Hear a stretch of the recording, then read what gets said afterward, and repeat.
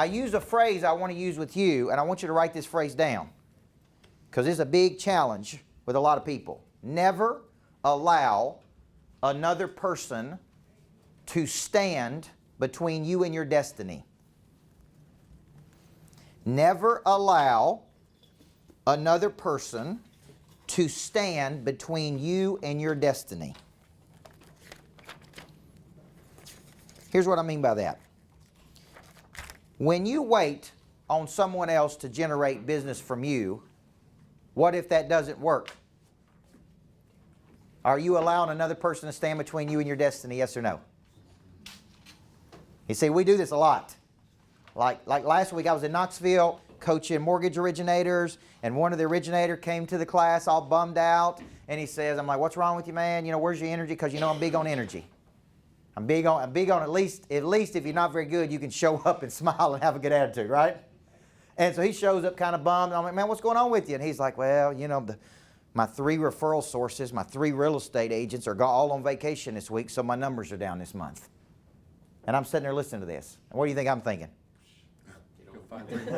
You're relying, your whole business model is predicated on three real estate agents? You should have 30 real estate agents, not 3. I mean, I'm like, did you really listen to the words that just came out of your mouth? And how sad and pathetic that was? You're mad because your numbers are down in July because your 3 referral partners have gone on vacation. Is that allowing another person to stand between you and your destiny, yes or no? Yes. It happens all the time in real estate, doesn't it? Well, I didn't get this. Well, that real estate agent had a bad attitude. Well, I was banking on this one deal coming through in July and it didn't close. You understand what I'm saying? When you start allowing other people to stand between you and your destiny, you're taking all of your future and putting it in the hands of another person. And you can't do that. Okay? And let me give you an example. I have a sales team. They're world class at what they do, but I never depend on them to hit our number. I do whatever I got to do to hit that number because it ain't their number, it's mine. Everybody with me? And if I got to get on the phone and sell, if I got to go get on an airplane and go somewhere, whatever we got to do to hit that number is what I'm willing to do. I could sit back and say, well, I hired you, you do it. They know that, right? So once you make up your mind that you're never going to allow another person to stand between you and your destiny, you quit relying on 1 or 2 people, your whole deal hinging on 1 or 2 deals. Because how much stress and pressure does it put on you as a real estate agent? You're relying on 1 deal this month of July to come through for you to eat next month? Come on, man. You don't need 1 happening. How many do you need happening? 10, 15, 20 happening. Okay? So this is a big statement for you that you got. So if you were a sports agent, because very few real estate agents think like this. When I left coaching, I sat down, I targeted 50 of the most successful people in my city. Okay, and I live in the big metropolis of Murfreesboro. Okay, don't look down on me. I know I just live in Murfreesboro. I'm not in Nashville or Cool Springs. I do live on the Franklin side of Murfreesboro, if that makes you feel a little bit better, right? But when I left, I said, you know what? I'm new to this game. How do I go get business? First thing I'm going to do is I'm going to target 50 of the most successful people in my market. And I'm going to reach out to those 50 people because influential people typically have money and they're connected. So I sat down and I targeted 50 people and I reached out to them and I said, I would like to meet with you because you're incredibly successful and I just want to learn from you, right? If I brought a pen and paper and bought the lunch, would you share with me how you became so successful? And here's one thing I know successful people like doing, talking about themselves, right or wrong. All you got to do is ask, how did you become so good? And that's a 30-minute conversation. They don't stop, okay? So 46 of those people took a meeting with me. 4 of them, too busy being fabulous. But 4 of them said, 46 that I'm in. So I'm sitting there, I take my notepad, I buy the coffee, I'm taking notes, and I'm sitting there, and it's about 30 minutes into it, they stop talking, and then they say, what? Tell me about what you're doing now. I said, well, I just retired from coaching. I'm building a coaching business. I'd like to work with a certain kind of person. Every one of them had somebody to introduce me to. Every one of them said, oh, let me introduce you to this person and this person. Out of those 46 meetings, I began to go and get all kinds of business because I targeted the most successful people. And like gravitates toward like. How many people believe that? So successful people run around other successful people. People that are struggling hang around other struggling people. I know because every time I was struggling, I found strugglers. Right? We commiserate about how miserable life is with each other. So I want you to start thinking like this. So when I'm giving you key targets, like the hit list, I like how they pick these fluorescent colors. The hit list, right? When I'm talking to you about the hit list, and I'm telling you, I need you to come to the party every week with a hit list. And that hit list represents new money. I want you to get out of this defensive philosophy as well. My firm creates leads for me. I sit back and wait on those leads to come in. Then I chase those leads. And that's how my hit list is generated, okay? Because your firm is generating leads, right, through your website, and that's good. Is that a bonus, yes or no? Yes. That's a bonus. My God, I wish I'd show up in my office and there's 1,400 leads waiting on me. I really do, because guess what? There ain't no magic fairy that brings them in at my place. You follow me here? We have to literally get them one at a time. So if I could show up and you say, here's leads for you to work of people that are interested, I would be like, thank you. This is unbelievable.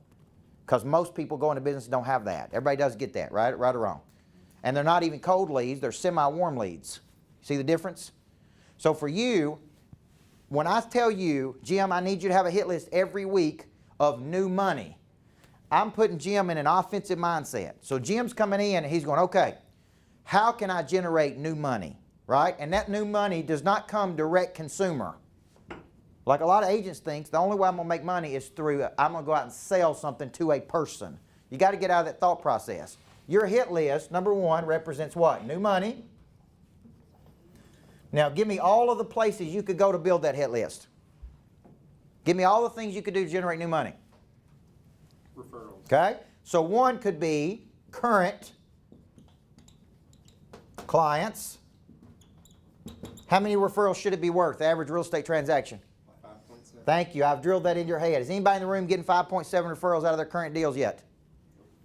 So we got some room to operate, yes or no? Thank God you got a good coach. Ain't that good?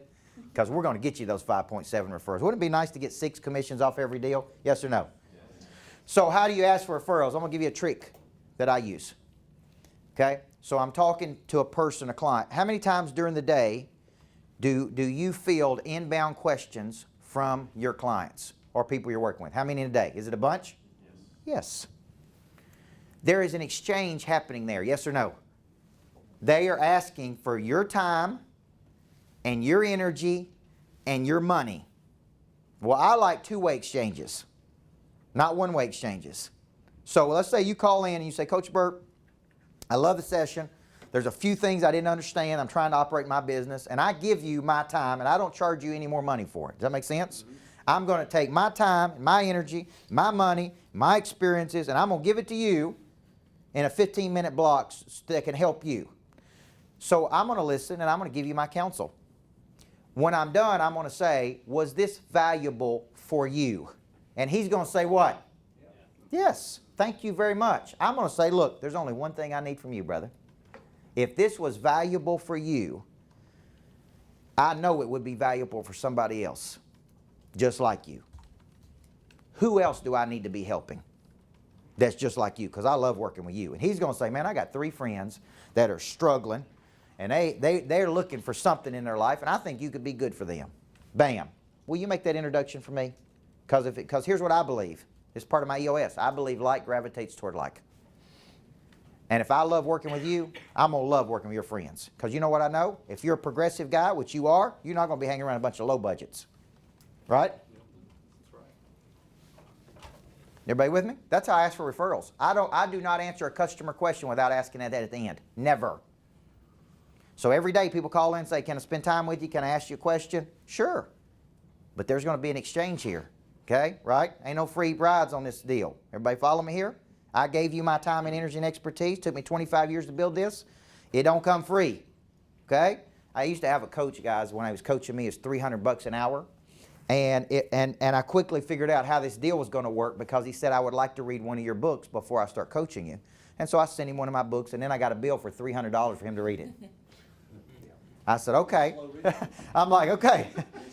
I'm like, I see how this is going to work, right?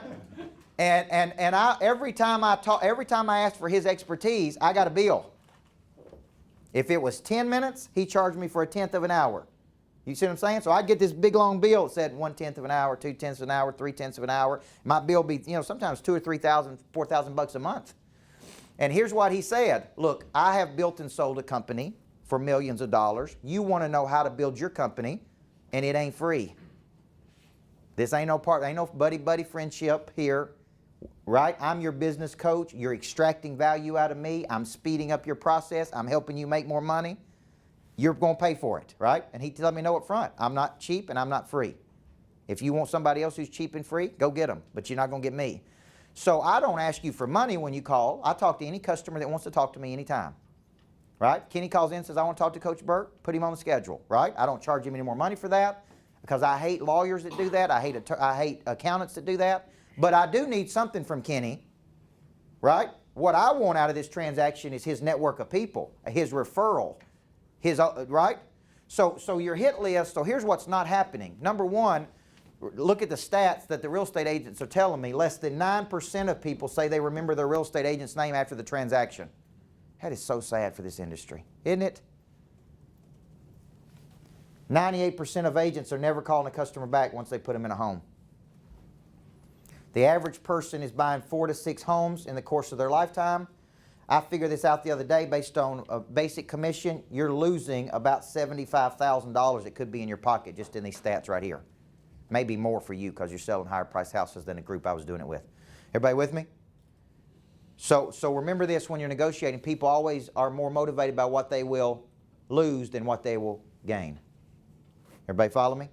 So if I'm negotiating with a person on a house, here's one thing I would say. How would you feel if I had to call you tomorrow and tell you that you don't have this house, that somebody else bought it? Right? You told me this is the house you want, this is the price point you want, it's the subdivision you want, and I got it for you. But how would you feel if you slept on it another night and tomorrow morning I called you and told you somebody else had gotten it? When you're negotiating, people are always more motivated by what they'll lose than what they'll gain. Right? Follow me? So what could we do better? So your hit list could consist of current clients, yes or no? Yes. How many people could ask that question now? I need to start asking that question. Is that a whole lot better than asking, do you know anybody buying or selling real estate? Yes. It is a whole lot better question. Was this valuable for you? If it was, who else do we need to be helping? Okay? All right, where else can my hit list consist of? Because it's a big one. Remember, you're a sports agent. You're not waiting on leads to come in. You're actively going out there and generating and manifesting these leads. You're actively going out and creating energy and momentum. Where else? Past clients. So let's pretend that I just bought a house with you. I moved in that house. Now what happens? How often am I going to hear from you? 2 days after you move in. When? 2 days after you move in. Okay, here's my rule. Within 2 minutes after they sign those mortgage papers, you should call them. Buyer's remorse kicks in within 30 seconds after a person signs the papers. You know why? What have I just done? Can I really afford this house? The best agents I coach call immediately after they sign the papers. This is a beautiful house. I'm so proud of you. You're going to love it. That builds a bond because that's a moment of insecurity. You know when you build a bond with the person in a moment of insecurity, how strong that bond is? It's like, hey, I got you back, man. I got you back. You need to call them 2 days after they move in and check on them. How's it going? Do you love it? What can I do? You need to call them 2 weeks after they move in. Man, it's a great experience. Was this valuable for you? Is there anybody else I can help? You need to call them 2 months after they move in.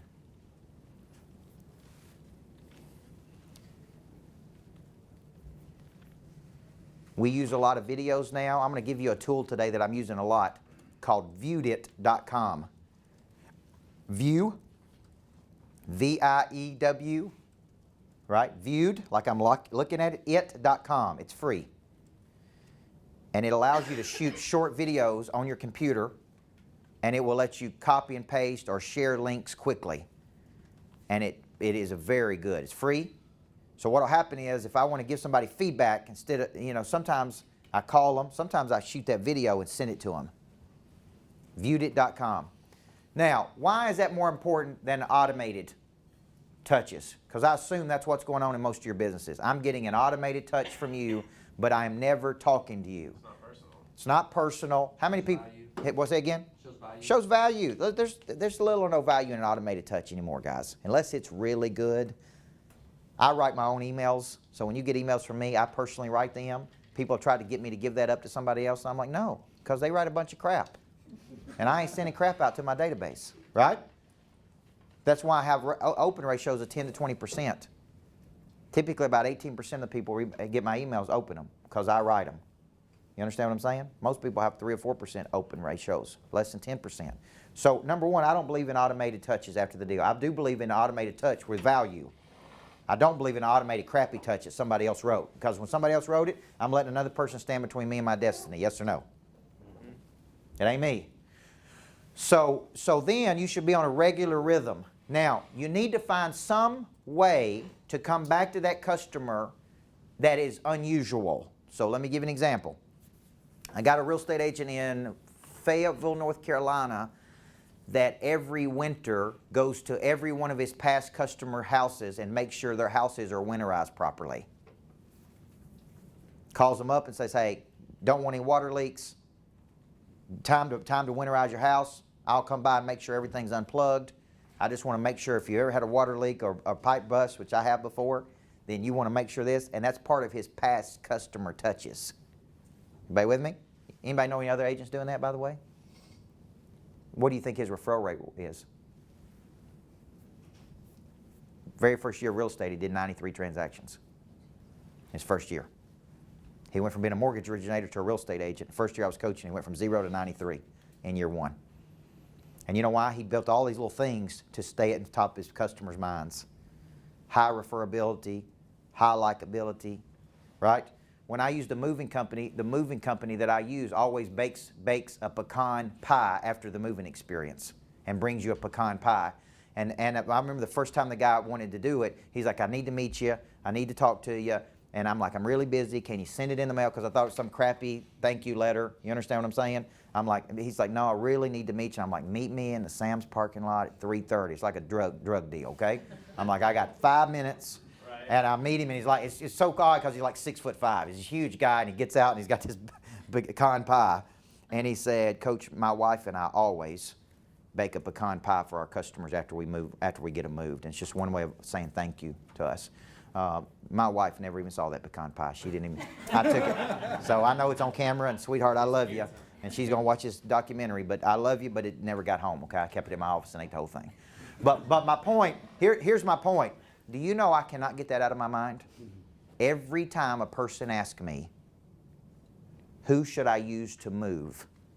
I never say 2.5 men or 2 men in a truck or little boys moving or whatever they are. You know what I'm saying? I never say any of those. You know what I say? There's one guy, and when this is over, he's going to bring you a pecan pie, and you'll never forget it. How many referrals has he gotten just because of one thing? If I sold a house to a person, here's what I'd say. When this is over, I'd love to come sit on your back patio and let's have a barbecue. And it's on me. And let's sit around and celebrate this big decision you just made. Right? Cost you very little money, couple $100. Make it special. Talk memories. They'll use you the rest of their life. Is it worth it? Right?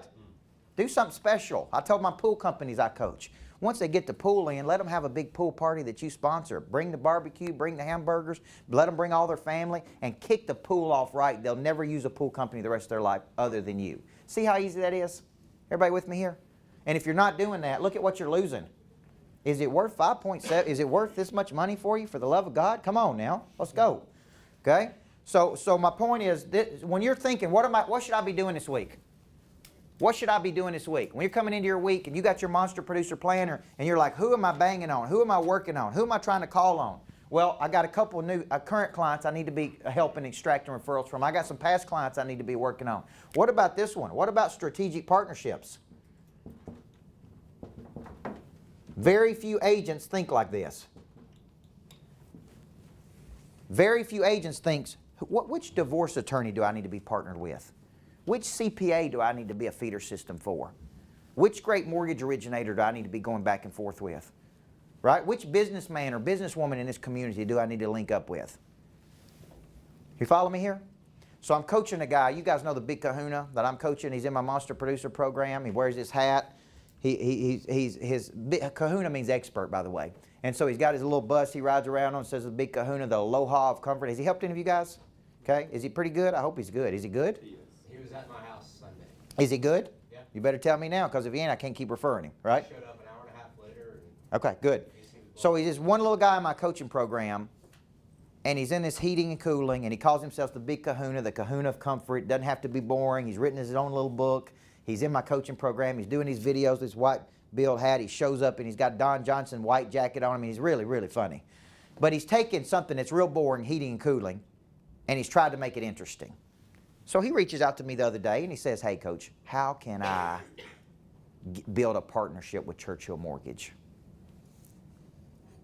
I said, it's real simple. I email Mike Hardwick right now. You're in my coaching program. I help people who help me. I email Mike. Mike's in Spain or somewhere else. He immediately responded to me. He sent a direct email out to his director of marketing. She sent an email back to the Big Kahuna. They're going to send a marketing campaign out to all of their customers. Next thing you know, Big Kahuna's reaching all those people, all because one email. That's strategic partnership. See, I've taught him that. I've taught him that business is always direct. We always think it's me to you. It could be me wins you over, you win me, all those people over. Everybody with me? And so a lot of agents don't think like that. They think, well, I go to the office, wait on the leads to come in, and I chase a bunch of people around, try to sell them a house. Are you business people or not? Yes or no? You're not realtors, folks. You're business owners. You're little business owners, got your own little business. So think like a businessman, a businesswoman. So on Monday, I'm going down and I'm doing a kickoff with Grant Cardone. Anybody know Grant Cardone? He wrote the 10X Rule. Very fanatical, obsessed person. And my platform, Monster Producer, is going to be in one of his platforms, which means when you buy his platform, you also get me. Now, why would I do that? About people. For sure. Exposure. He has a database of 2 million people. I didn't say 2,000 people, 2 million people. The average database, 1 to 3% of people in a database buy. So I'll give him something, my platform, for free. You put it in your platform, right? If you think it's valuable, let's come kick it off together, right? As they come into his platform, when they get into my platform, Monster Producer, I'll pop up and I'll say, hey, this is Coach Burt. If you really like this, click this button right here, because we could be your coach for the year, right? We get leads, which is what we want. Every person we sell, he gets a percentage back to him. That's called an affiliate deal. Let's just say 1% of his people bought off a list of 2 million, if that's how big his list is. Let's just say 1% bought and they spent $5,000 a year. How much money could we generate? Millions on top of millions on top of millions. Why would he do it? Let's say he gets 20 or 30% back. Would he do that for 4 or 5, 10 million bucks? To do nothing? Yes. So here's the problem.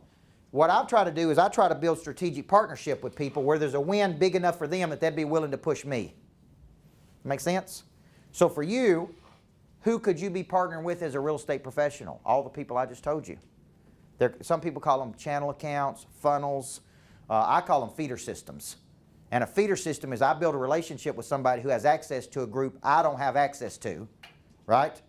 And if we partner with each other, there's a win for both of us. Because if I get customers, you get something back. It's not always money, by the way. Don't think whether we can't give them money back or whatever. There's some kind of win for them to take action. So when you're saying, Coach, who could my hit list consist of? It could consist of these 3 people. Now, could you find enough people every week to be working this hit list appropriately? Yes or no? Now, you take that and you add all of the leads that you're getting through the system that you have and through the website you got. Those are on your hit list too. So now look at all the stuff I got to do this week. So I should never show up at the office and say, hey, what am I going to do? What do I do here? Where do I go get any business, right? We haven't even got into the farm club, the top 25, the connectors, the showcase events, the database, the social media. There's so many things we could be doing to get business that it's crazy. So there should never be a day you show up and that planner should not be full of things to do. Okay? And if you can't find any of these people to do, okay, we need a lot more counseling outside of just real estate coaching. Everybody with me? Because that means you're very poor at building friends, right? What's your questions about this? Compare this to how most real estate agents come into the week. So see, I'm a sports agent. I'm trying to find talent to represent. The more I make them, the more money I make. We're vested partners. Everybody with me? So compare this style I'm trying to teach you with how most real estate agents. What about you right there with the plaid shirt on? And I'm going to get it. I want to get it where we got everybody's name on each thing. I'd like to do that where we got a little tabletop so I can call on you. I don't want to just call you plaid shirt. I do like the plaid shirt, and I love you. Is that original grain? It's tree hut. I love it. I love it. I wear original grain watches where they have the wood in there, and everywhere I go, people compliment, and they're not expensive watches, but they're really, really cool. And that stands out. Okay? And your plaid shirt stands out too, brother. So what do you think here? Compare this with how most real estate agents come into the week. I mean, they come in defensive, and that's very offensive and attacking That's right. instead of just sitting and waiting for the phone to ring. That's right. So do we believe that selling is a game of probability, yes or no?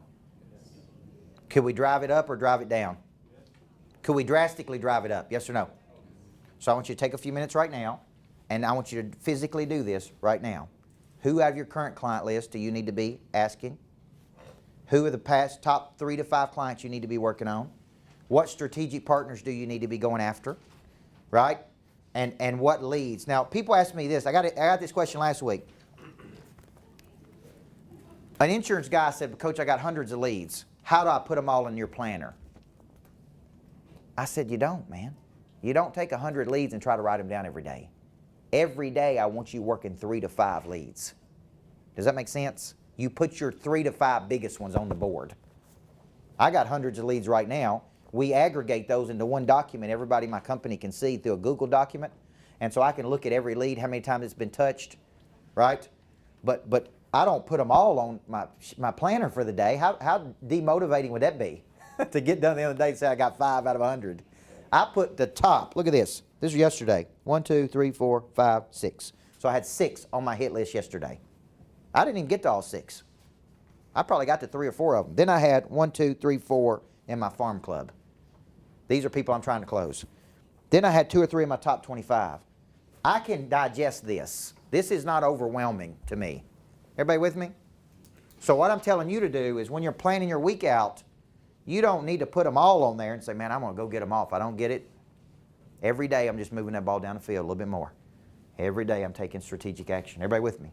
On the what? Okay? Yes, sir. So this coincides with all of our challenges of time blocking, and time is such a factor for us. Yep. I mean, it just streamlines. We know exactly what we got to do Mhm. and get something done, as opposed to just running That's right. that way and that way. And that That's should right. be responsive. All of the top real estate agents I coach. I was in Greenville, South Carolina this weekend with an agent doing 215 deals a year in a town of 7,000.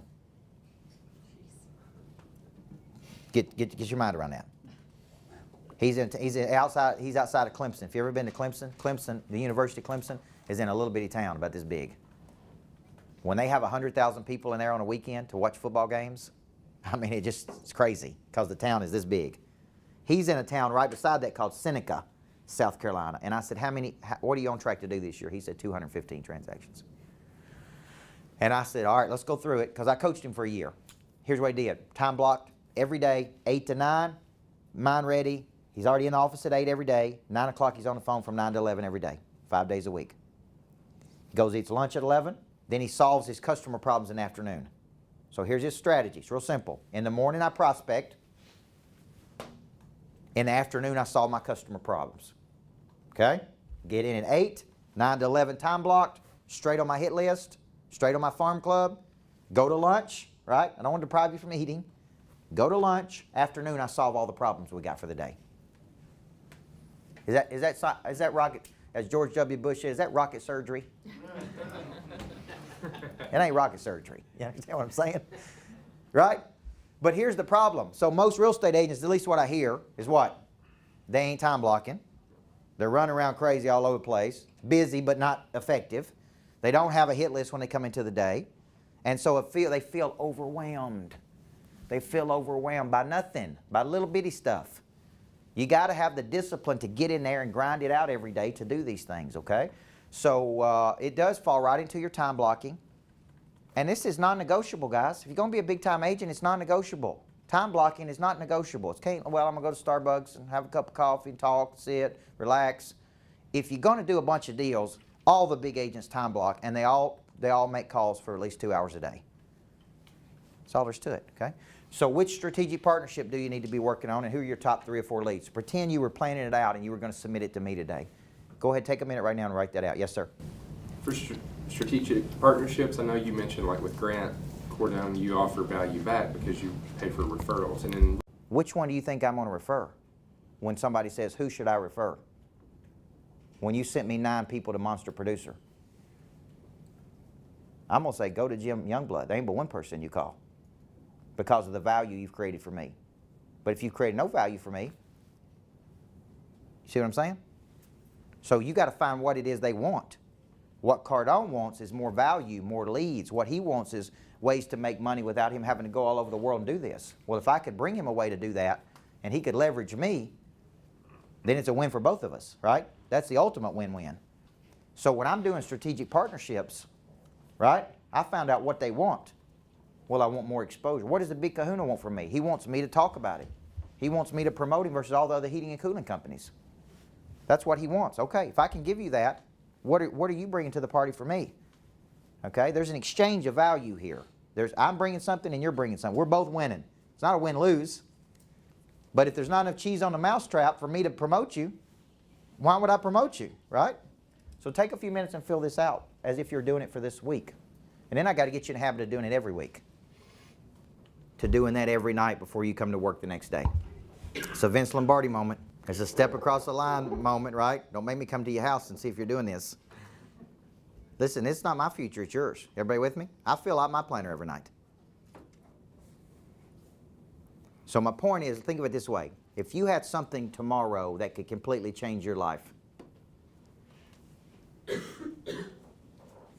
think about how you would prepare for it. You'd probably pick out the clothes you're going to wear. You'd map out what time you're going to bed. You'd make sure you got up and ate breakfast. The way I know you're going from an amateur or moving from an amateur to a professional is you treat every day like that. You will spend 7 to 15 minutes every night mapping out your next day. Everybody with me? I'm not asking for hours. A lot of times I sit down with my 4 or 5-year-old daughter and we sit down and do it together. She maps out her goals and I map out my goals. She can't even write. She just scribbles things. But I'll say, what are your goals for tomorrow, sweetheart? And she'll tell me. And I'll say, here are Daddy's goals. Here's my hit list. Here's my farm club. You with me? So you can find ways to bond. But I got to get you in a forward posture. Okay? So I want you to look at the person beside you, and I'll let you take a break on this one. Tell them where you struggle the most right here. As it relates to going after a hit list every week, what is your real struggle? And don't beat around the bush. If you're lazy, just say, I'm lazy.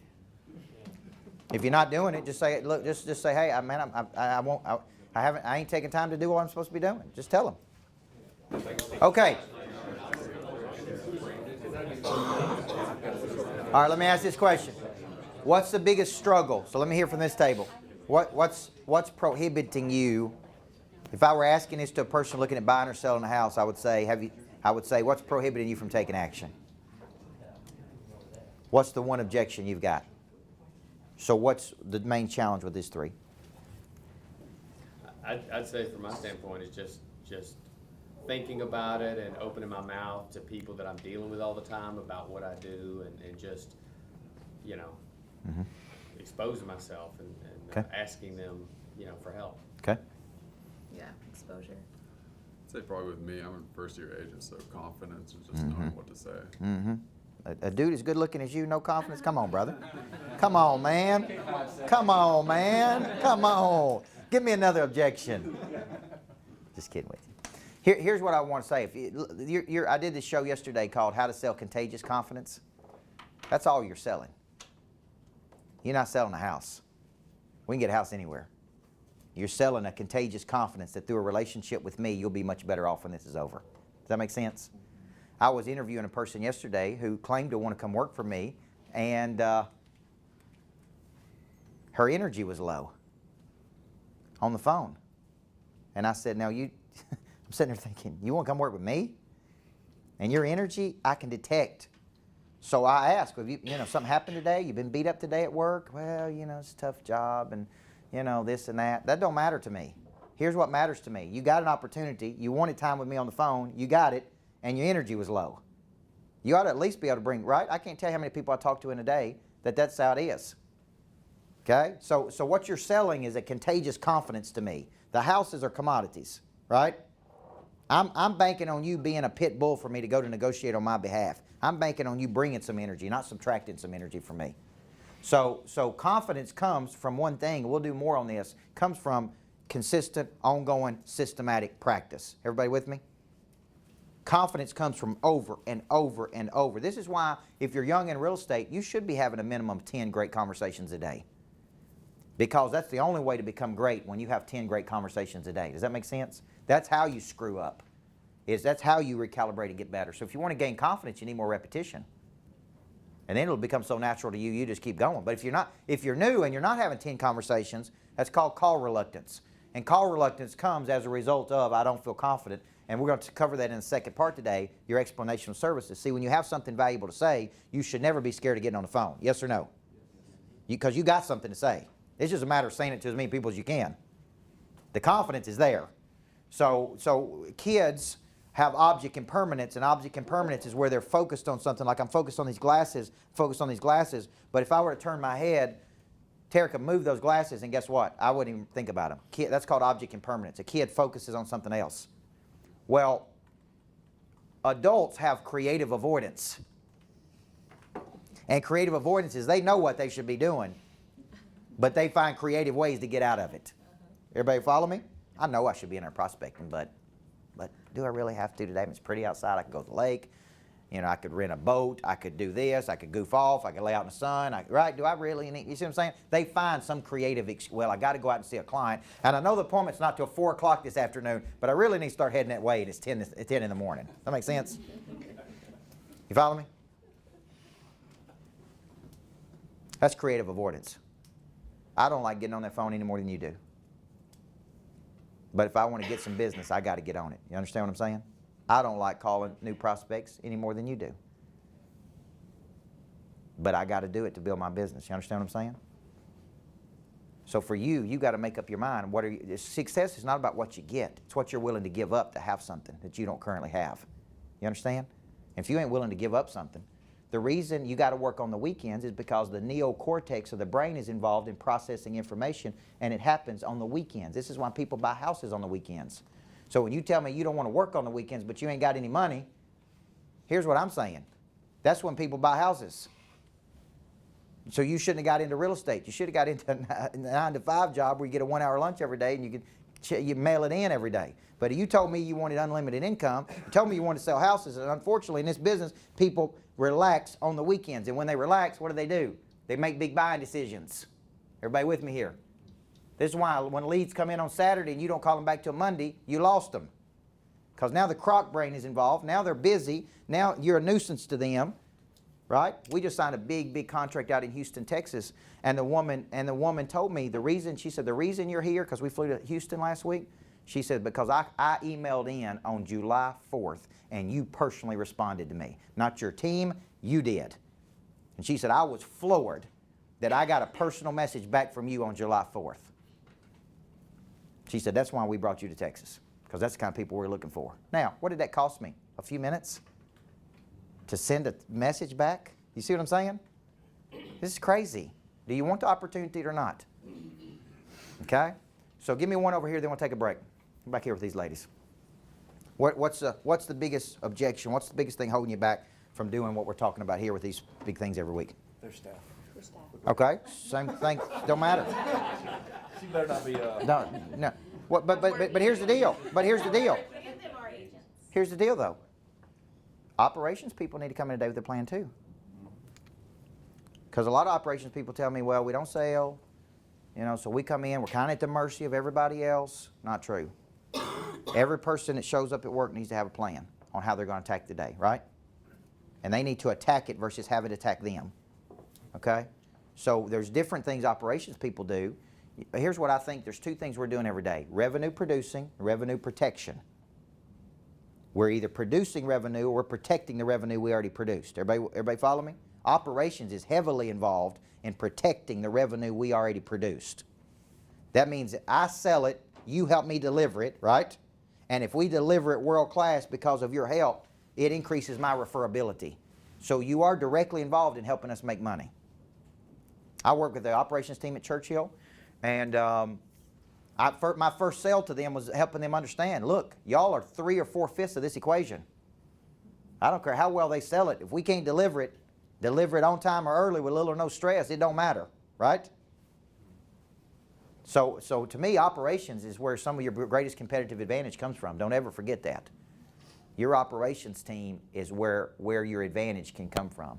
Because a lot of people bumble these things along, and the agent's good, but the team sucks. And you don't want to be that. You want to be like, hey, this is a world-class machine here. Okay? So good. Good. Y'all get that, don't you? You get the importance of that. All right. Was this a good session for you? Was this valuable for you? See how I asked you the question? Okay. Would it be valuable enough for you to introduce me to somebody else? Yes or no? Absolutely. Okay. Good. See how easy that was? Was that hard? Was it awkward? What if I said it like this? Hey, was this valuable enough for you to introduce me to somebody else I can coach? See what I'm saying? I just asked, was it valuable for you? Yes. If it was valuable for you, I guarantee it could be valuable for somebody else. Who else do we need to be helping? And he may say, man, I got 4 people you need to be helping right now. Right? That's how you ask for referral. Not in an awkward way. This was great. Can you recommend me to other people? That's awkward. Right? It's not awkward saying, hey, if this is good for you, I'd love to help your friends. I'd love to help your friends just like you. Okay? Good first session. When we come back, we're moving into the explanation of services. Because I believe a lot of people don't have to get on the phones because they don't have anything valuable to say. Everybody with me? The EOS is a game changer. Because when I call on these people, what do I say to them? So here's what a lot of real estate firms do. Get on the phones, call as many people as you can. 100 phone calls a week. So you get on the phones, right? I got a new sales guy last week, and I was walking by the office and listening to some of his calls. And here's one thing I heard him say in the first few minutes of the phone call. He said, all right, let's go ahead and get that credit card out and get going. And I stopped him and I said, okay, I like the fact that you're asking without consideration for someone's credit card. That's a good thing. But you asking at the very beginning of the conversation, and that's wrong. That's real bad, okay? So let's rework this. Because he came to my office, he's like, man, I'm not doing something right, Coach. And I'm like, yes, you're not. You're not building any rapport. You're not explaining our services. You're not seeing if there's a good fit. You're asking for their credit card in the first 2 minutes, okay? It's not going to work for you. So he's just learning. But I said, here's the cadence. Here's what we believe. Here's why we believe it. Here's what we do. You see what I'm saying? So if you don't have anything valuable to say, I don't care if you make 1,000 phone calls a day. They're not going to be any good. You with me? So we got to help you with this. So good first session. Let's take a break, and then we'll come on back. Commitments and actions from the first session. We're going to plan some parties. Okay, we're going to plan some parties. Okay, good. We have a name for those in our selling system called the showcase event. And showcase events are when you bring people together. There's 3 types: education, edutainment, entertainment. Education, they learn something. Edutainment, they learn something and they can be entertained. Entertainment, they have fun. So for example, an entertainment showcase is this. September 18th, I believe. I'm partnering with 4 other people, and we're doing a big customer appreciation event, and Randy Hauser is our entertainment, big country music singer. Last year we had another big country music singer, but this is very expensive. These guys are a lot of money to get for a night, okay? And so what we do is, yes? Do it next year, call me. I did it for 15 years. Okay, good. All right, so we hey, good, thank you. All right, I like how you jumped on that, like a little cheetah. But anyway, what we do is we partner with 3 or 4, so I get different groups. We have a big customer appreciation event. There will literally be 400 or 500 people there. What I will do is a private event at my house prior to. So I'll get my biggest customers, bring them to my personal house, and then we'll all go to that event together. Okay? But that's an entertainment event. but it brings people together, and we're leveraging the databases of other people. We want to capture every person's information, so we give away things, right? I'll give away a book package, I'll give away something to Monster Producer, whatever. We get all those database emails. It gives us a chance to follow up with all those people, right? If you ever need a coach, I'll get up and say a few words. That's an entertainment showcase. Education showcase is where you learn something. How to invest in big real estate. How to put together general liability partnerships to buy apartment complexes. You see what I'm saying? That's education. How, you know, we've heard first-time home buyers, but you got to make it sexy enough if it's going to be education, right or wrong. Okay, how to make $1 million a year in real estate, something that's really interesting to pull people in. Okay, so that's education. And then edutainment is, I teach you a little bit and then I'll let you have fun. So I may do an afternoon event, 3 to 4, and then we're bringing the margaritas at 5, let you have fun. Okay, that's edutainment. And I'm always having one of those. I'm doing those 1 or 2 a month in some capacity, okay? So you're going to commit to that. The positive is, brings people together, harnesses energy, follow-up mechanisms in place. You see what I'm saying? So that's good, okay? What are some other commitments from the first session? How many people will commit to me that they will spend 7 to 15 minutes every night mapping out their next day? How many people will make that commitment? Don't raise your hand if you can't commit. Okay? Now, all right? This is the deal. Do you think an agent that maps out their days runs circles around an agent that don't? Yes or no? Yes. Yes. You would not find one big-time person in the world that don't map out their day. Okay? They map out their day, and they're planned, and they're intentional. And I call them non-refundable seconds. That's what Bobby Castro called them. And I really like that term, non-refundable seconds. Because I can't get these seconds back, so let's make the most of them, right? And so let's be specific with our time. Okay? Let's be very specific with our time. Let's not be random with our time. Let's be intentional with our time, okay? So we're going to map out our days. There's 4 places we can go to get new business that we wrote on the board, right? Past clients, current clients, strategic partnership. Okay, what was the other one? Anybody remember? Leads that are coming in. Those are all go on your hit list. Every week, those go on your hit list, okay? Every day, you should come into the day with a minimum of 3 to 5 things you're working on every day. No questions asked, okay? Now, so you're learning the terms of the selling system. By the time we're done this year, you will have 10 to 15 strategies that we'll be using in conjunction with each other. You'll have hit list, farm club, top 25, net promoters, showcase events, database, social media, connectors, climbers. I'll give you all these categories. There should never be an excuse of you going, what do I do to get business? Right? You should have an abundance of strategy to get business, okay? Now, let's talk about what you say when you are interacting with people, okay? This is where the explanation of services comes in, okay? So let me kind of make a case for the EOS. I believe having something to say is just as valuable as having somebody to say it to. How many people believe that? I wish you could travel with me for a day and see how people pitch me their services. I'm like, really? I mean, you wasted my time to say that? You worked for 6 months to get a meeting with me. You got the meeting, and that's what you had to say. Right? I mean, I'll say that to them. I'm like, come on, man. It's crazy. You need to be in my coaching program. Right?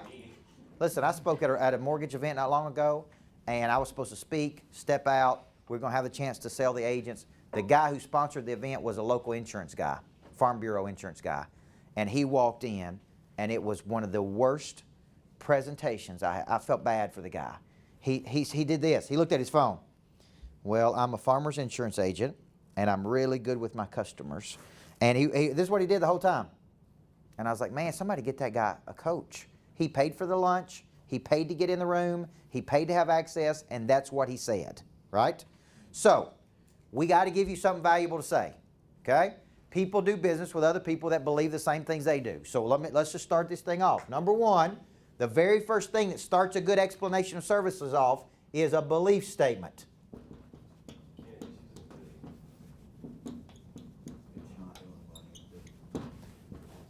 Everybody see that? It's a belief statement. For example, I believe every person deserves the right to have a professional represent them when they buy, sell, build, or finance real estate. How many people believe that? Right? See, that's an easy one. So when someone calls you, hey, looking at doing this deal, great, I'm glad you called. One of our core beliefs is we believe every person deserves the right to have a professional. Now, why would you say that? And there are so many unprofessional people in real estate, right? There's a lot of part-time people. There's a lot of people that are going to do less than 7 deals a year. The average real estate agent does 7 deals a year. Everybody see that? How much money is that? Hey, not much, especially if you're living in Brentwood. You understand? It ain't a lot of money. If you tell me you can live off 30 or 40,000 a year in Brentwood, okay, I'd like to see it. But the average agent will do 7 to 10, 7 deals a year, okay? Now, why is that a big deal? If you're competing versus that, here's what I would say. Do you want someone representing you that's doing 4 or 5 deals a year? Or do you want somebody who's a professional? Now, what if you are the person doing 4 or 5 deals a year? Yeah, what you can do is say, look, our real estate firm has helped thousands and thousands of clients over the last X number of years. When you don't have enough swag yet, you can borrow from somebody who's got some. You understand what I'm saying? So when you ain't got your own confidence yet, you borrow. You say, hey, our firm has helped this many people this year, right? So for you, if you don't have a good belief statement, now, is it feasible for you to have 3 belief statements? Yes or no? Of course. You can have 100 belief statements. I believe there's a difference between a house and a home. A house is made up of sticks and bricks, and a home is made up of memories. I believe in turning dreams or visions into addresses. Right? I believe taking complicated real estate and making it simple. I believe my number one job as your agent is to regulate your emotion and negotiate and watch your back. You see what I'm saying? All I do is decide what it is I believe, and I lead with that. Now, the reason I'm going to lead with that is because I'm going to make up my mind pretty quickly. Okay? If I think you're a professional or not, based on how you respond to this question. Hey, why should I use you guys? Why should I use you? Well, there's 3 things I believe or we believe. Bam, bam, bam. Okay, I believe that too. I believe there's a difference between being rich and being wealthy. I believe rich people know how to make money and wealthy people know how to have money work for them. See the differences? So when you lead with what you believe, you give the other person a chance to believe it too. And if they do believe the same things you do, what's the likelihood that they will move forward with you? Does it go up or down? Yes. If you and I believe, see, what I do is I get agreement. When I lead with what I believe, if you believe it too, you and I are already in agreement. Right? Now, if you want to get biblical on this, study what the Bible says that when 2 or more are in agreement on something, what happens? So what I do right out of the gate is I get agreement from you. And if you don't believe the same things I do, guess what I know right up front? You ain't going to be a good customer for me. What if I said I believe every person deserves the right to have a professional real estate agent represent them, and you said, I believe real estate agents are a dime a dozen? How fast did you know if that was a fit or not? I was talking to another coach yesterday on the phone, and that person was saying to me, well, I'm a growth-minded person. Top-line revenue, you drive enough top-line revenue and cost control, you're going to make money. So I'm big into grow, grow, grow. And they told me in that conversation with them that they felt like they were growing too fast and that just wasn't as important to them, that they wanted to do this, this, and this. It's okay that that person believes that. We just don't believe the same things. That make sense? Now, if I entered into partnership with that person, there is going to be friction at some point. Because I'm going to push, push, push for growth, and they're going to be going, no, no, no, no, we don't have all of our I's, we don't have all of our I's dotted and all of our T's crossed. I'm like, let's go. Right? I'm not saying I'm right and they're wrong, but we don't believe the same things. So if you believe in transformation, I believe in being your real estate agent for life. You're probably going to do 4 to 6 transactions over the course of your life, but I don't even like the word transaction because that means discard. And I don't ever want you to discard me. Right? I believe in being with you for the long haul, baby. Okay? If you say, look, it's just a transaction, man. I'm looking for the cheapest price and an agent who will cut their commission, then we don't need to be doing business with each other. So when a person asks you to cut your commission, here's what I say. Do you really want someone negotiating on your behalf that would negotiate their own value down? You really want me to take a cut on my commission, but you want me negotiating on your behalf, right? So until you have this, you can't have a good EOS because the belief drives everything. Okay? Now, does it have to be real estate specific, your beliefs? No. You can say, I believe every person deserves the right. Here's one a real estate agent used that I really liked. I believe in a noisy and distracted world that the number one thing I can give my clients is my total and undivided attention. Isn't that a good one? She didn't say anything about real estate. So it don't have to be real estate. I believe in attracting business versus chasing it. I believe like gravitates toward like. I don't care what you believe, but until you have this, you can't have a good EOS. So when a person says, why should I use you? What do you bring to the party? Hey, I'm looking at this real estate. Hey, I'm glad you called. Okay? For me to really serve you. Okay? There's a couple questions I'm going to ask you. At some point during the conversation, you just drop in, hey, here's what we believe. But a lot of people are going to ask you, hey, why should I use you? And you could say, well, we work hard. We got a great reputation. Been in business for a number of years. The problem with that is somebody else can counter that. And they can say the same thing. So that commoditizes you.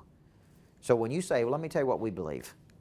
We believe this, this, and this. Because of that belief, or let me tell you why we believe that. Let me tell you what it is we do at our firm for you. Let me tell you how we do it different than everybody else that's out there. Let me tell you how many people we've done it for. And if we could do that for you, what would stop us from at least going to the next round? Right? So I want to stop right here and help you. I want you to write down 3 belief statements that you believe. Because until you get this, we're really going to struggle with our EOSs. 3 belief statements. Okay. Here's what I want to tell you. Do not get all religious about the EOS. What I mean by that is don't freak out about it. Some people go, oh my gosh, I've stayed up late at night and I'm stressed about this for 6 months and will you please look at it? I think it's awful. Like, just chill out. We're not saving lives. All we're trying to do is figure out what you believe, okay? Because we believe people do business with other people that believe the same things they do. Everybody follow me here. When you have this belief, how many people believe that your beliefs drive your actions?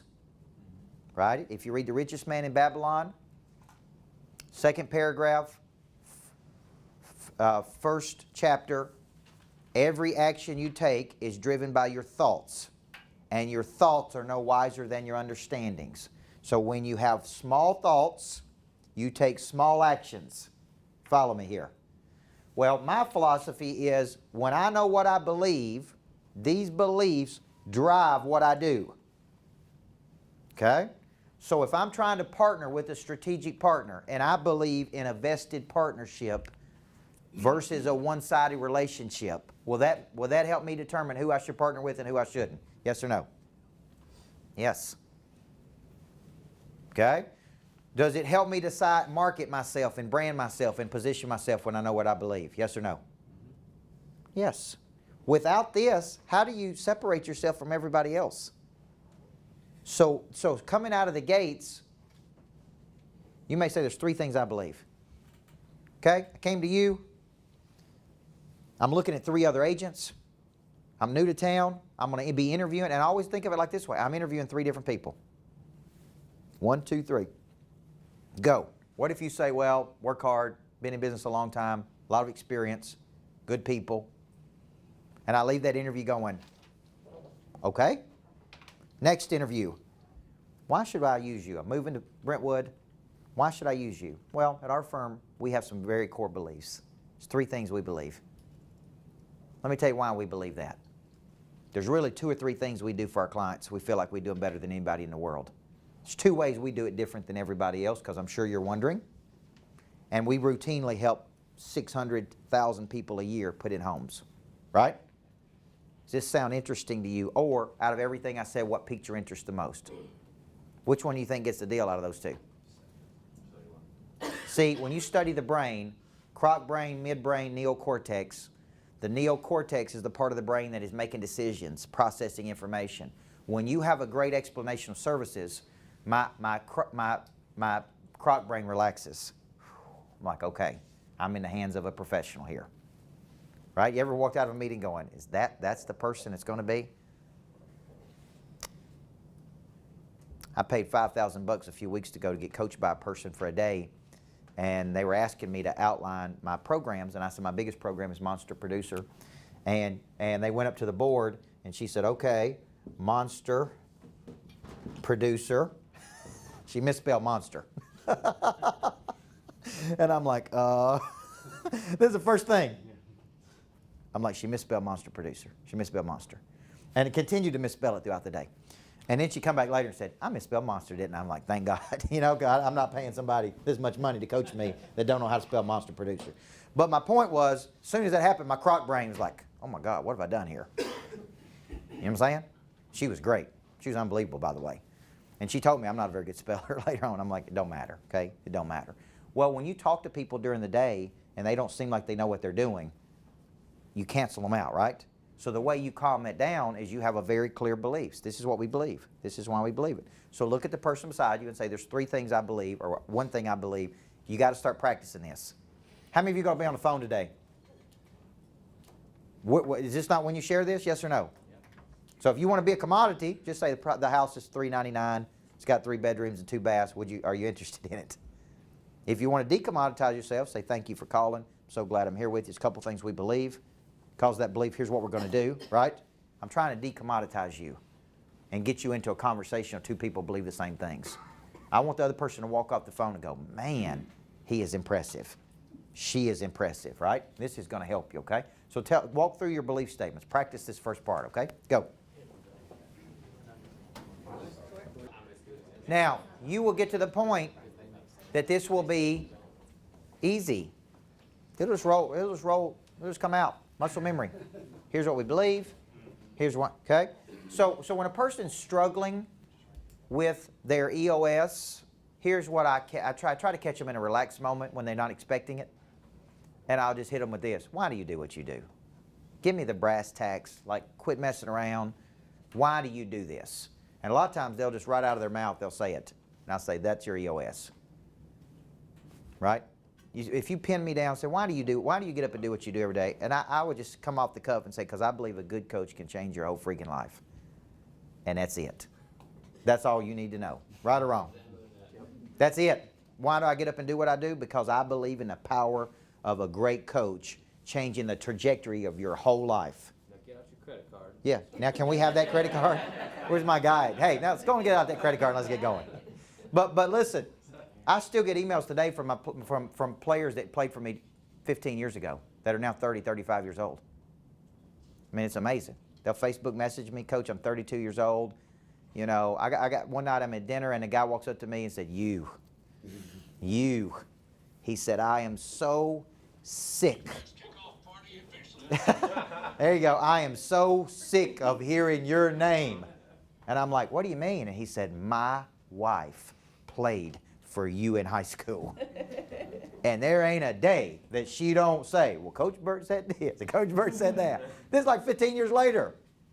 He's like, man, you ingrained something in that girl. He said, I mean, she refers back to her high school playing days with you every day. You know, but that's why I believe a good coach can change your life. Does that make sense? So why do I do what I do? That. Should that be in my EOS? Yes or no? Yes. Yes. Why did you get into real estate? Why do you do what you do? Well, because that's really what I want to know here, right? Like, why do you do this? Okay? And if it's a big enough reason, I'm attracted to that. So once you tell me what you believe, I want you to give me one reason why you believe it. And the reason you need to give why you believe it is this. It gives me a chance to believe it too. Because you've got some insight I don't have. So if I lead with, I believe every person deserves the right to have a professional represent them when they buy, sell, build, or finance real estate, let me tell you why I believe that, because I've seen so many good deals that went bad when professionals were not representing them. You understand what I'm saying here? The reason I believe this is because this. When you say this is why I believe it, I'm going to sit there and go, that's good. I believe that too. So I say I believe everybody needs a coach in life because why? Because I don't believe you can see the picture when you're inside the frame. You're too close to it. You're too emotional. You're too biased. You need an outsider looking at your life and business. That's why I believe everybody needs a coach. Okay? Or I may say I believe every real estate agent needs a coach. And I believe that because agents that have a coach earn 3 and 4 times the amount of money than agents that do not. You see what I'm saying? I'm telling you why I believe it, which gives you a chance to go, okay. Because I don't care what you believe. Just back it up. Right? So the reason I'm coaching you on these 4 things this year, EOS, selling system, follow-up, and 5.7 referrals, is because I believe that these are the biggest places that real estate agencies and firms and agents are losing money. Everybody follow me? In one of those 4 areas. That's why I coach where I do. Okay? So take a minute right now and write up just why you believe what you believe. You don't need 10 statements, just give me one.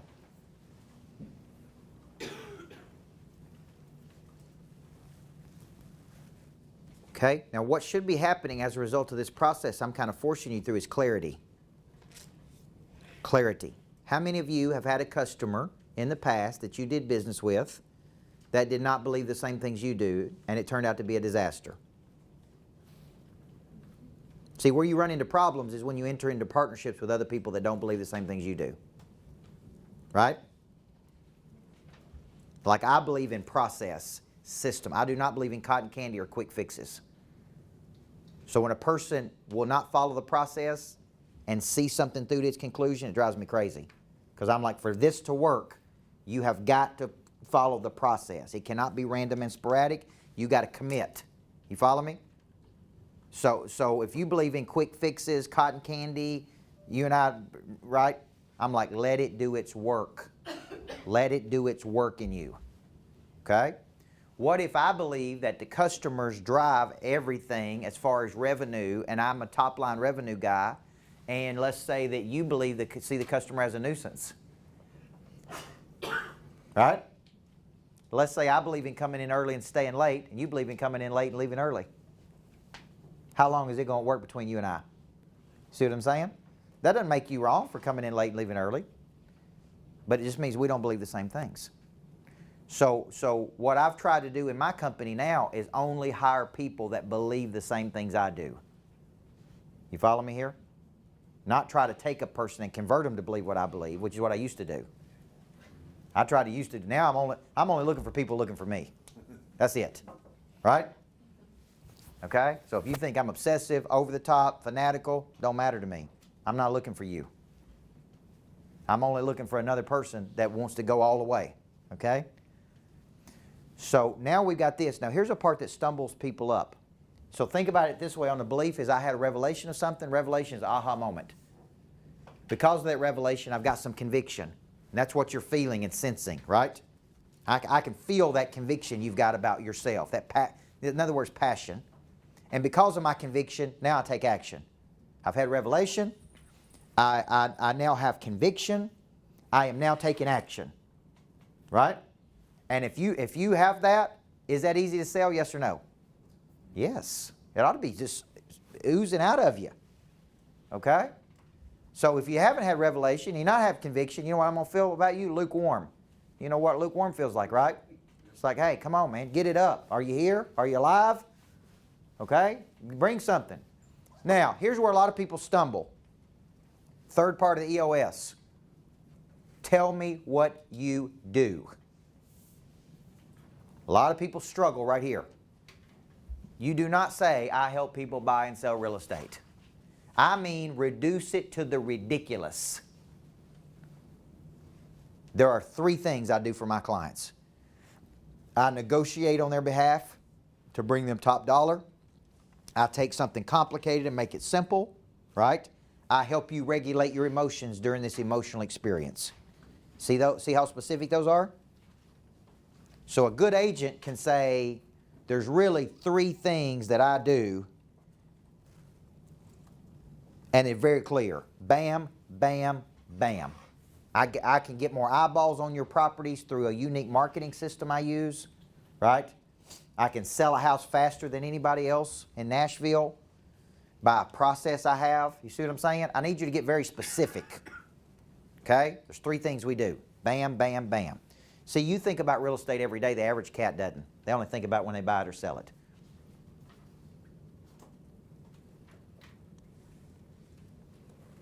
Okay, let's stop right there, and I want you to verbalize this one to the person beside you.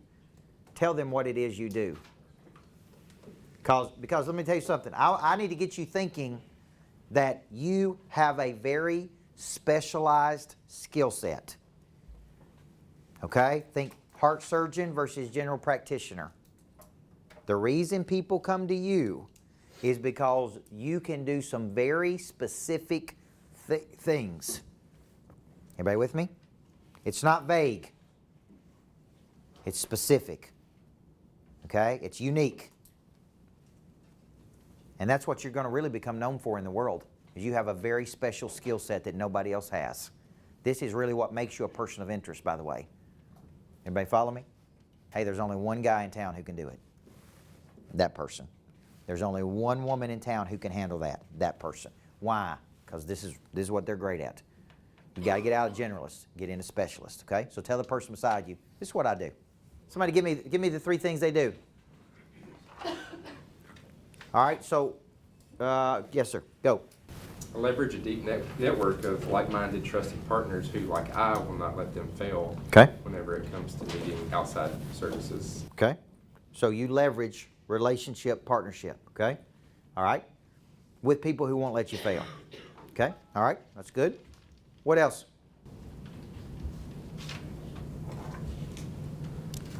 Because this is really critical. Until you know what it is you really do well, then it's going to be hard for you to articulate that to other people. Right? You need to be able to say, I got a very, here's how you say it and you're not bragging. Based on my unique past and my unique experiences, there's 3 things I can really do for you that I feel like nobody else can do. Because we're taught in the South not to brag, and I believe that. But is it up to me to figure out what makes you unique, or is it up to you to tell me? See, I'm trying to figure out why I should use you. See, when people ask me why should you use you, I say, would you want someone coaching who one day woke up and called themselves a coach, or you want somebody who's actually won a championship? You follow me? And I say that because I want to plant a seed of doubt in their mind about somebody else. Because a lot of people write books, claim to be coaches, and they're not building businesses, number one. They're not practitioners of what they're telling you to do. They're running around the country telling you to do something they're not doing themselves. Does that make sense? And I'm on my team constantly. I will not be a hypocrite. I'm not going to write a book called $1 Million Follow-Up and we do a pitiful job following up with people. Does that make sense? So I had this talk with my team this week because we dropped the ball on a follow-up in Huntsville, Alabama, and I said, I'm not being a hypocrite. Either we're going to follow up and do what we're telling other people to do, or we're not, but we're doing it. See what I'm saying? So I'm a practitioner of what I'm teaching you. That means I'm doing the same things I'm telling you to do. You follow me? So what I'll say to a person is I'll say there's really 3 things we do for you. Package and deliver content in a way that's going to get people to move. Take complicated stuff and make it simple. Engage them in a set of systematic behaviors that allows them to do something tomorrow they can't do today. You with me? I really believe if you're in this coaching program and you're not picking up a deal a month, there's something bad wrong. You follow me? There's something going on that there's some area of your business that ain't working right. The inputs and outputs are not right, because if you're doing all the activity I'm talking about, there is no way in the world you should even stumble into another deal, right or wrong. And if you're not, what do you think I would probably tell you? Kenny, what would I tell him? You probably need to find a new profession. I love you, but if you're creating this much activity, you should be doing more deals. That's all there is to it, okay? So, give me another one. What about over here? What do you do? What do you do? I give my clients the tools they need to be successful. Okay. I walk with them and counsel them through every step of the process. Okay. I protect and negotiate for my clients' best interests at all times. Okay. All right. Good. Now, all right. So the counsel part I like. Why do I need that counsel during this real estate deal? Stressful. Your emotion. There you go. See, so what I like you saying is I have found that real estate transactions can be incredibly emotional and even stressful and taxing. What I do, you see what I'm saying, is offer counsel to bring that stress level down. You know, my agent really regulates my emotions. My agent does the Ben Franklin selling.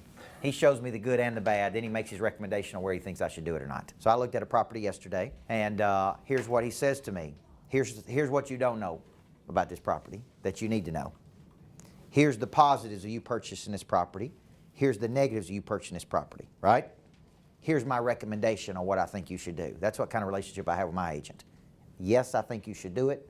No, I don't think you should do it. That makes sense? He's not trying to sell me anything other than his expertise. You follow me here? He's really coaching me.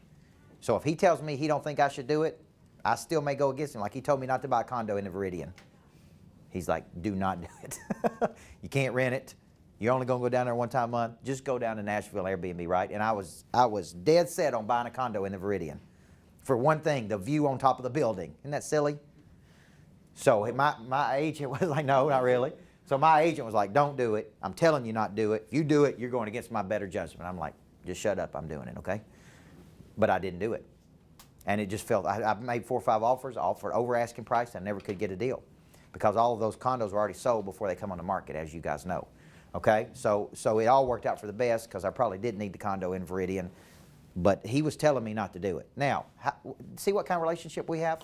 He's not trying to sell me something. He's counseling me. He's keeping me out of trouble. Because that was emotion. That was all emotion based. I didn't really need that. I just thought I needed it. You follow me? So how do you think I feel about him when he doesn't make a sale, but he still, see how trusting that is? All right, final piece. How do you do it different? Give me 1 or 2 clear ways that you think you do it different than every other real estate company out there or every other real estate person you're competing against. Why do we have to be different in today's world? Why do we have to be different? Don't want to be a commodity. And you know why we have to stand out? Because you're competing versus thousands and thousands of other people that do what you do.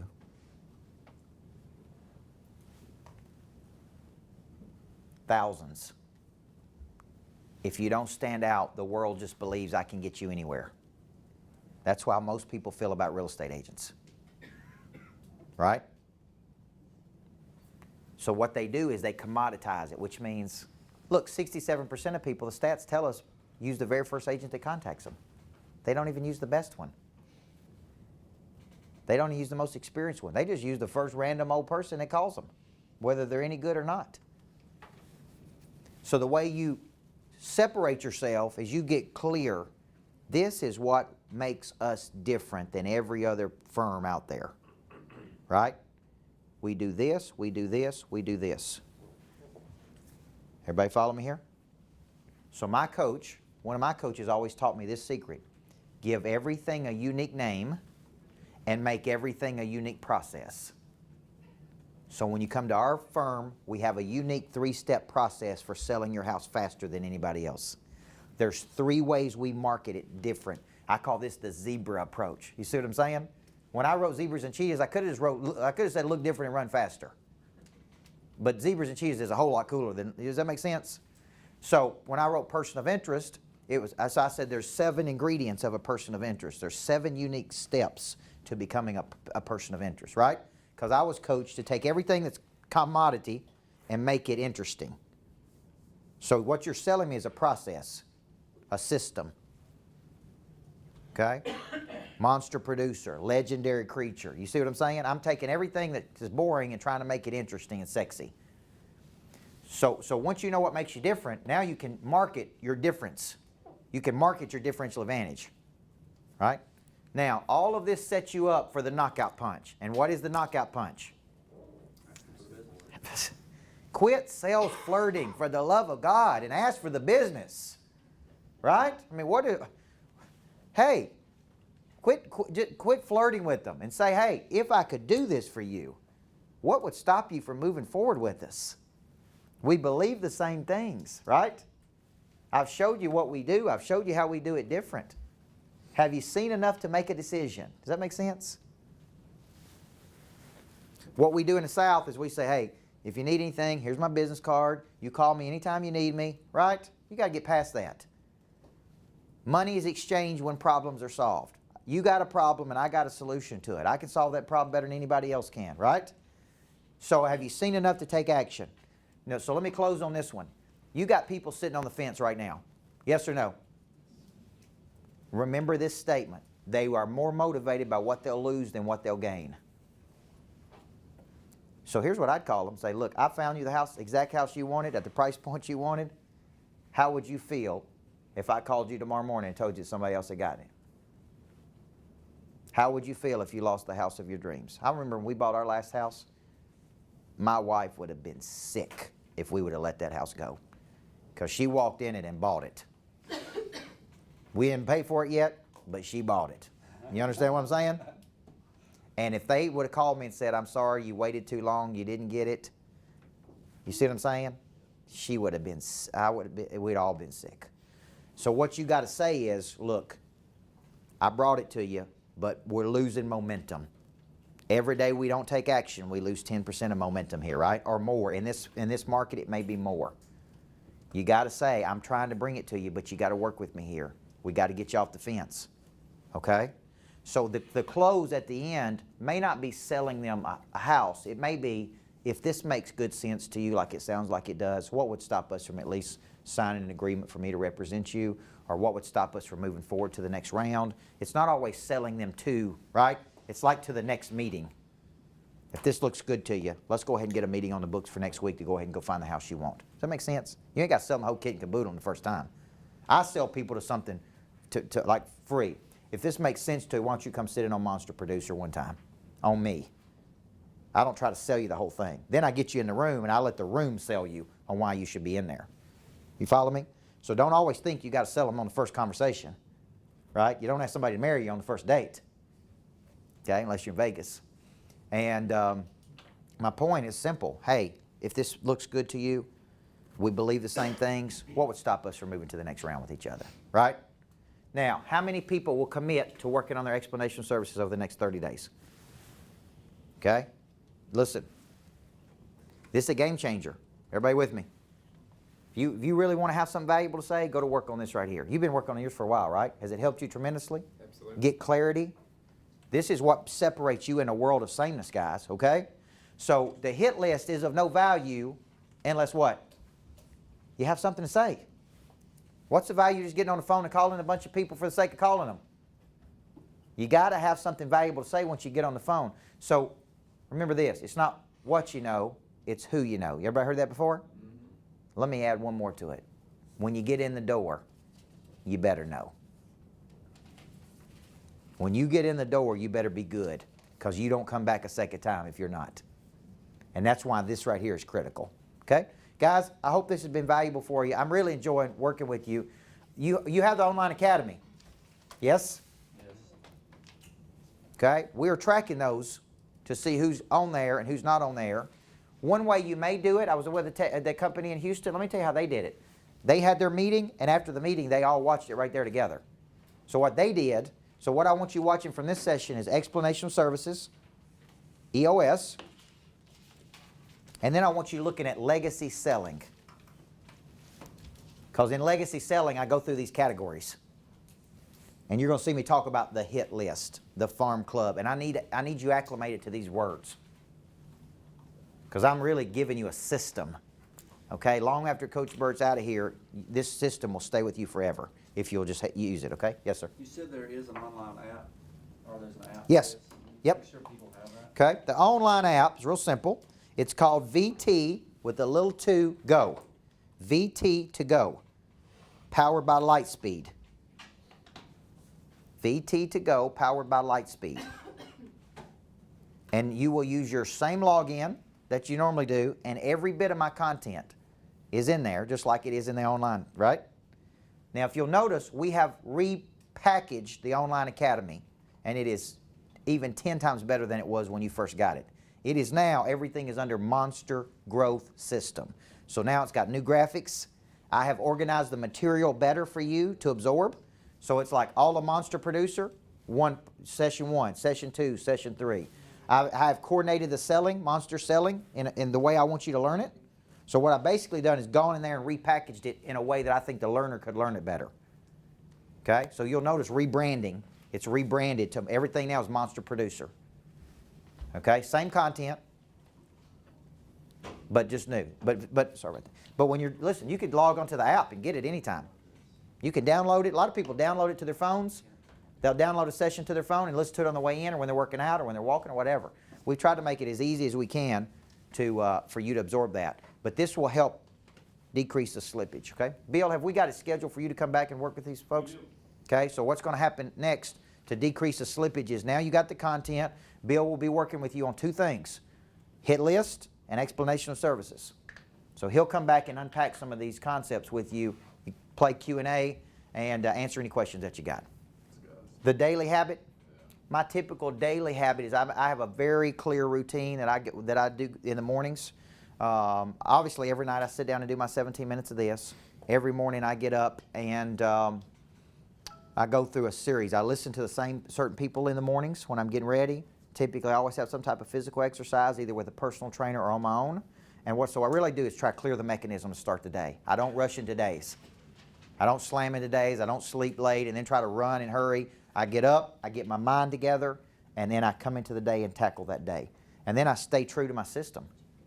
Power's in the process. So I will always be working my hit list. I do not veer off what I'm teaching you. So if you rode with me today, you'd see me working my hit list and my farm club. And if you listen to me, you'd hear me giving that EOS over and over again.